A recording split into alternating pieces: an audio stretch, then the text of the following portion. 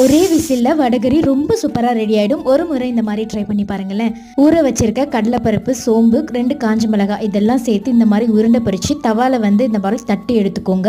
2 பக்கமும் திருப்பி விட்டு நல்லா வேக விடுங்க. ஆனால் கிறிஸ்பியாக ஆகிடக்கூடாது. குக்கரில் எண்ணெய், பிரியாணிக்கு என்னெல்லாம் தாளிப்போமோ அதெல்லாம் சேர்த்துக்கலாம். 1/4 டேபிள் ஸ்பூன் அளவுக்கு சோம்பு, நல்லா புடிசாக கட் பண்ணி வச்சிருக்க வெங்காயம், 1 டேபிள் ஸ்பூன் அளவுக்கு இஞ்சி பூண்டு பேஸ்ட் சேர்த்துக்கோங்க. எல்லாம் நல்லா வதங்கினதுக்கப்புறம் தக்காளி சேர்த்துக்கலாம். மசாலா என்னெல்லாம் ஆட் பண்ணியிருக்குன்னு பார்த்தீங்கன்னா மஞ்சத்தூள், மிளகாய்த்தூள், கரம் மசாலா, கொஞ்சமாக மல்லித்தூள் சேர்த்துருக்கேன், கருவேப்பிலை, உப்பு இதெல்லாம் சேர்த்து நல்லா அந்த பச்சை வாசனைலாம் போனதுக்கப்புறம் தண்ணி சேர்த்துக்கலாம். அந்த பருப்பு இருக்குது பார்த்தீங்களா, அது இந்த மாதிரி உதிர்த்து வச்சுருக்கேன். தண்ணி நல்லா கொதி வந்ததுக்கப்புறம் அதை சேர்த்துக்கோங்க. எவ்வளோ தண்ணி சேர்த்தாலுமே இந்த பருப்பு உடனே இழுத்துரும். குக்கரை நல்லா க்ளோஸ் பண்ணிவிட்டு ஒரே ஒரு விசில் மட்டும் போடும், ஜாஸ்தி விட வேணாம். அவ்வளோதான், ரொம்ப சூப்பர் அண்ட் டேஸ்டியாகவே ரெடி ஆகிடும். எண்ணெயில் போட்டு இனி வடையெல்லாம் பொரிக்காமல் இந்த மாதிரி ட்ரை பண்ணி